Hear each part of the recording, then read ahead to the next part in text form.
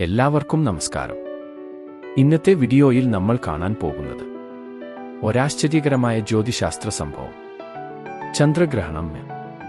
ചന്ദ്രഗ്രഹണം എന്ന് പറയുന്നത് സൂര്യൻ, ഭൂമി, ചന്ദ്രൻ ഒരു നേരായ വരിയിൽ വരുമ്പോൾ സംഭവിക്കുന്നതാണ്. അപ്പോൾ ഭൂമിയുടെ നിഴൽ ചന്ദ്രനിൽ വീഴും. അതിനാൽ ചന്ദ്രൻ ഇരുണ്ടതായി തോന്നും. ചന്ദ്രഗ്രഹണത്തിന് 3 തരമുണ്ട്. ഒരു പൂർണ്ണ ചന്ദ്രഗ്രഹണം, ചന്ദ്രൻ മുഴുവനും മറയും.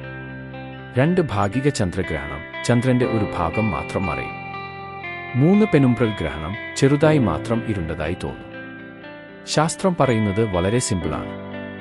ചന്ദ്രഗ്രഹണം ഒരു സ്വാഭാവിക ജ്യോതിശാസ്ത്ര സംഭവം മാത്രമാണ്. ആരുടെയും ആരോഗ്യത്തെ ബാധിക്കുന്നില്ല. ഭക്ഷണം, വെള്ളം, ഗർഭിണികൾക്ക് അപകടം എന്നൊന്നും ഇതുമായി ബന്ധമില്ല.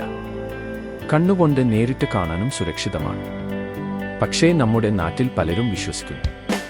ഗ്രഹണ സമയത്ത് ഭക്ഷണം കഴിക്കരുത്, ഗർഭിണികൾ പുറത്തിറങ്ങരുത്, ഗ്രഹണം കഴിഞ്ഞാൽ കുളിക്കണം. പക്ഷേ ഇതിന് ശാസ്ത്രീയ അടിസ്ഥാനമില്ല. ഇസ്ലാമികമായി ചന്ദ്രഗ്രഹണം അല്ലാഹുവിന്റെ അടയാളം മാത്രമാണ്. പ്രവാചകൻ മുഹമ്മദ് പറഞ്ഞു, സൂര്യനും ചന്ദ്രനും ആരുടെയും ജനനത്താലോ മരണത്താലോ ഗ്രഹണം സംഭവിക്കുന്നില്ല. അത് അല്ലാഹുവിന്റെ അടയാളമാണ്. നിങ്ങൾ കണ്ടാൽ നമസ്കരിക്കുകയും ദുആ ചെയ്യുകയും സദഖ കൊടുക്കുകയും ചെയ്യുക. അതിനാൽ മുസ്ലിംകൾക്ക് സലാത്തുൽ ഖുസൂഫ് എന്ന് പറയുന്നു. പ്രത്യേക നമസ്കാരം ചെയ്യാൻ നിർദ്ദേശമുണ്ട്. ഇത് 2 റകഅത്താണ്. ഓരോ റകഅത്തിലും 2 റുകൂ ഉണ്ട്. ദീർഘമായി ഖുർആൻ പാരായണം ചെയ്യണം. ദീർഘ റുകൂയും ദീർഘ സുജൂദും വേണം.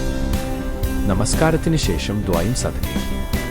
അതുകൊണ്ട് ചന്ദ്രഗ്രഹണം ഭയപ്പെടേണ്ട കാര്യമല്ല. പഠിക്കാനും അല്ലാഹുവിന്റെ ശക്തി ഓർക്കാനും ഉള്ള അവസരമാണ്. കാണുന്നതിനായി നന്ദി.